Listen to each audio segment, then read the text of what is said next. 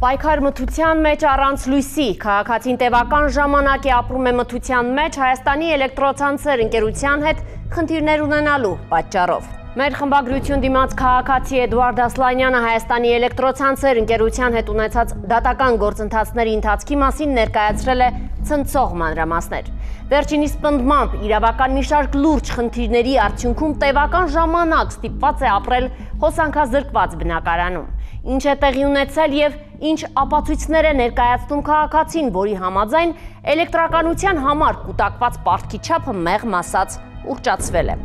Դատական հետաքրքիր զարգացումներ, որոնց մասին փորձել ենք տեղեկանալ նաեւ հակառակ կողմից։ Փաստաբան Էդուարդ Ասլանյանը տևական ժամանակ է քրոջ հետ միասին բնակվում է մթության մեջ, դա էլ բավական չէ, վնասել է ոտքն ու հիմա ստիպված է տեղաշարժվել ձեռնափայտի օգնությամբ։ Ամիսներ շարունակ Հայաստանի էլեկտրական ցանցեր ընկերության հետ տևած դատական գործընթացները դրական որևէ արդյունք չունեցան։ Փաստաբանի պնդմամբ իրեն ստիպում են վճարել մի գումար, որը գոյացել է այն ժամանակ, երբ ինքը բացակայել է բնակարանից, իսկ իր բացակայության ժամանակ որևէ այլ անձ չի բնակվել այդ տանը։ Ուստի գտնում է, որ էլեկտրոծախսը այդչափ հաշվարկվել չէր կարող։ Իլուր համայն աշխարհի ասում եմ, այդ ժամանակամիջոցը, որ նշված է դատարանում իբր թե ծախս է եղել, ես այդտեղ չեմ ապրել։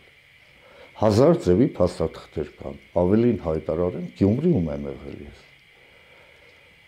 Դրանով էլ արդեն այդ իրանց աղյուսակը սխալ էր դուրս գալիս, նաև երկրորդ փաստաթուղթը։ Երբ որ պարզվեց, որ փորձաքննությունը արդեն հիմնավորել է, որ ես չեմ, այդ կեղծիքա կատարվել, ես չեմ ստորագրություն դրել, ես կեղծ փաստաթուղթ օգտագործելու վերաբերյալ հաղորդում ներկայացրեցի գլխավոր դատախազի։ Քաղաքացուն զրկելով էլեկտրականությունից փաստացի սահմանափակվում են դատական գործընթացներին հավասար մասնակցելու հնարավորությունները։ Էդուարդ Ասլանյանը շատ դեպքերում չի կարողացել որևէ փաստաթուղթ ներկայացնել, քանի որ հոսանքազրկված բնակարանում առկա համակարգիչը այլևս գործածել չի կարող։ Քանի որ հոսանքազրկված էր, դատարանի միջնորդություն ներկայացրեցի, որ կողմերի իրավահավասարության, մրցակցության սկզբունքները ակնհայտ խախտվում են, ես էլեկտրականության մատակարարումից զրկված է իմ բնակության վայրը, անարդար է բանը, այս վիճակը, հայց որ կողմ պատասխանողին զրկել է իր մենաշնորհը օգտագործելով ճնշում է գործադրում։ Դատարանը անմիջապես որոշում կայացրեց, հայցի ապահովման միջոց կիրառեց ու հարկադրեց, որ անմիջապես միացրեք։ Այդ հարկադրելը տևեց մինչև հոկտեմբերի 1-ը։ Պատճառը բանելու, որ կենսական անհրաժեշտություն միջոց է այս, դու իրավունք չունես, ով էլ լինես, այս մարդու վրա հոսանք կտրես։ Միացրեք, շարունակի վճարումները։ Մի բան ասեմ, մեկ ուրիշ տեղից էլ աչքի զառնում, այդ աղյուսակների մեջ, հիմա ձեր հարցին եմ գալիս ես, աղյուսակի մեջ երբ որ նայես, մինչև դատարանի հայց ներկայացնելը, աստղաբաշխական են ճակերտներով ասած թվերը, հենց դատական պրոցեսա գնում, իջնում է ռեալ իրականությանը շատ մոտ։ Ես եթե հաշվարկում եմ, մոտավորապես 95 կիլովատի կարգի պետք է ամսական այդ 24 ժամ աշխատելով տրվեր այդ բանը, ու տալիս են 120 կիլովատ, 135 կիլովատ, 300-400 կիլովատի փոխարեն։ Այդտեղից էլ է, որ նայողը,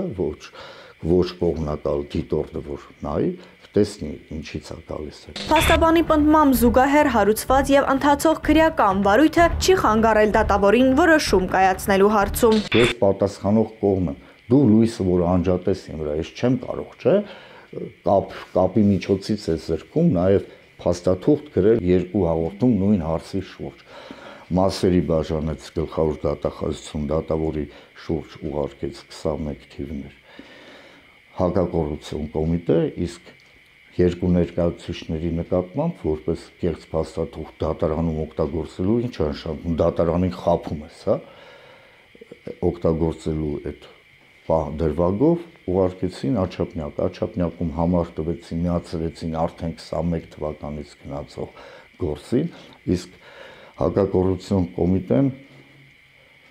մերժել էր, չեմ էլ կարդացել ինչու, մերժումը եկավ, որ չեմ կարդացել, որովհետև ոտքս ջարդված էր այդ ժամանակ, ես անկողնային անշարժ վիճակում պառկած էի, շուրջ 2-3 ամիս անշարժ վիճակում պարկած եմ եղել ես։ Ես չկարողացա իմ իրավունքները պաշտպանել, այդ բողոքարկումը անել, ժամանակ չեմ կորցրել։ Նիստ նշանակես, պատկերացրեք դատավորի նկատմամբ բացարկագնում հաղորդում ես տալիս, ինք չի զգաստանում, ես իմ փաստաթղթերում ասում եմ միջնորդություններում կա, կասեցնելու մասին միջնորդություն կա գնացող քրեական գործ, որի վերաբերյալ որից ապացույցներ, փաստաթղթեր գործի նյութերում կան, փորձագիտական եզրակացություն, ինձ դժոխք ճանաչելու մասին որոշում ու հատկանշական այդ փաստաթղթերը պետքա կասեցնես գործը, դու ինչ ես գործ լսում, քո գործը չի, իմ գործը չի, ես ուղարկում եմ նիստա նշանակել, ուղարկում եմ դիմում, որ հետաձգի նիստի քննություն ես պարտադիր ուզում եմ մասնակցել, բայց առողջական վիճակի էպիկրիզ եմ ուղարկում, ֆոտոն եմ ուղարկում ջարդվածքի, որ ես չեմ կարող գալ, հաշվի չի առնում, գնում է վճռակայացնում դատավորը։ Շատ արագ ձևով վճիռ դե բնականա ի վնաս ինձ, որ 200,000 պետք է ես վճարեմ, ես այդ ընթացքում հակընդդեմ հայց էի ներկայացրել, բավարարվել էր սկզբի կազմի, դատարանի կազմի կողմից, որ պայմանագիր կնքելուն պարտավորեցնելու պահանջի վերաբերյալ։ Իսկ երկրորդ դատավորը Աշոտ Հովհաննիսյան դատավորը տրամաբանություն պատկերացնեք, պետք չի տեղ իրավաբան լինել։ Բավարարում է նրանց պահանջը գումար բռնագանցելու, իսկ իմ պահանջը մերժում է, ես ասում եմ պայմանագիր, դե որ ասում ես ես քո բաժանորդն եմ, պայմանագիր կնքի իմ հետ, պատկերացնում եք պայմանագիր կնքելու հարկադրելու մասին իմ հայցը մերժում է, անմիջապես կատարողական թերթ են դուրս գրում, տանում են հարկադիր կատարման վարույթ, հարկադիր կատարումը գործողությունները կատարում է, պարզվում է, որ պետքա վարույթը ավարտվում է, որովհետև գանձելու ոչինչ չունի Էդուարդ Ասլանյանը, այցებների պատճառով ունեցվածք չունի։ Իրանք վրդոված, որ ինձ ինչ են հեռախոսով պատասխանում, իրանք են սկսում կապվել իմ հետ, հոգեբանական ճնշում, հարկադրելու ձևեր, ասում եմ, իրավաբանություն գիտեք, հարկադիր կատարման փուլում է գտնվում,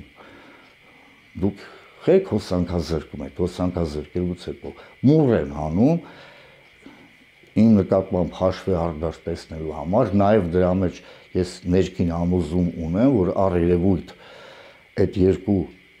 ներկայացուցիչները, որոնք դատարանում էին հանդես գալիս, իրավաբանական բաժինն են ներկայացնում։ Նրանք են կազմակերպել, որ ինձ գցեն նեղը, հոսանքազրկեն ամեն ինչ ու մի օրից երկու օրից կհանձնվես կեթած փողերը կտաս իրան։ Հաշտության գալու Էդուարդ Ասլանյանի փորձերը ձախողվել են։ Ավելին, դատավորի փոփոխությունից հետո դատական պրոցեսները ոչ թե ըստ ընթացակարգի սկսվել են նորից, այլ շարունակվել են առանց կողմերի ներկայության։ Օրինական կարգով դատավարությունը ընդհանուր մտներ ենթադրենք նույնիսկ դատաքննության փուլ կամ ոչ թե դատավորը եկել է առաջին նիստը գործի ընթրի նախ չի ծանոթացել, որ ծանոթանար նիստն է նշանակում, նիստը վարում կայացնում է երկու կողմերի բացակայությամբ, այդ առաջին նիստով նաև Հայաստանի էլեկտրոցանցերի ներկայացուցիչներից ոչ մեկ չի լինում, ես էլ չեմ լինում այդ նիստի մասին տեղյակ չեմ լինում։ Ու ինքը այդ առանց կողմերին լսելու կայացնում է ապացույցներ բաշխել, այսինքն անցնել դատաքննության փուլ 4 տարի դատարանը չէր մտնում նախաքննության փուլ, ավելին եզակի դեպքեր են, երբ որ խորհրդակցական սենյակից դատարանը հետ է գալիս նորից նախաքննության փուլը նախորդ դատավորը նշանակել ու գործը քննում է փաստաթղթեր ուսումնասիրում, նրանցից պահանջներ է ներկայացնում, որ ապացույցներ ներկայացնեն։ Ստեղծված իրավիճակի եւ հնչած իրավական խնդիրների մասին գրավոր հարցում ուղարկեցինք հայցվոր կողմ հանդիսացող Հայաստանի էլեկտրական ցանցեր Փակ Պաշտետիրական ընկերությանը։ Պարզելու քաղաքացու եւ ընկերության միջև տեղի ունեցած դատական գործընթացների վերաբերյալ էլեկտրական ցանցեր ընկերության կարծիքն ու տեսակետը։ Մեր հարցմանի պատասխան նշեցին, որ էլեկտրոէներգիայի դիմաց պարտքը ձևավորվել է դեռևս 2002 թվականից սկսած թերվճարումների եւ չվճարումների արդյունքում։ Հայաստանի էլեկտրական ցանցեր ՓԱԿ բաժնետիրական ընկերության կողմից Երևանի ընդհանուր իրավասության առաջին ատյանի դատարան է ներկայացվել հայցադիմում ընդդեմ Էդուարդ Ասլանյանի 202.895 դրամ որպես սպառված էլեկտրաէներգիայի դիմաց պարտքի գումարի բռնագանձման պահանջով։ Քաղաքացիական գործով դատարանը վճռել է ընկերության հայցը բավարարել Էդուարդ Ասլանյանից հօգուտ ընկերության բռնագանձել 202.895 դրամ, որից հետո ընկերությունը դադարեցրել է Երևանի Ազատ Վշտունի փողոցի 3-րդ նրբանցքի տուն 9 հասցեի էլեկտրական էներգիայի մատակարարումը։ Էդուարդ Ասլանյանի էլեկտրաէներգիայի դիմաց պարտքը ձևավորվել է 2002-ից սկսած թերվճարումների եւ չվճարումների արդյունքում։ Այս պահին արկա է ուժի մեջ գտած դատական ակտ, որի վերաբերյալ կողմը տեղեկացված է, իսկ ինչ քայլերի հաջորդականություն է կատարելու քաղաքացին եւ արդյոք Հայաստանի էլեկտրոցանցերը հաշտության են գալու քաղաքացու հետ, կիմանանք հետևելով այս պատմության հետագա զարգացումներին։ Սակայն մեկ բան ակնհայտ է՝ քաղաքացուն առանց էլեկտրոէներգիայի թողնելը կարող է հանգեցնել կյանքի եւ առողջության լուրջ վնասների։ Չէ՞ որ քաղաքացին չի հրաժարվում վճարում կատարել, ընդհանրապես ցանկանում է վճարել այն էլեկտրոծախսի համար, որն ինքն իրականում ծախսել է։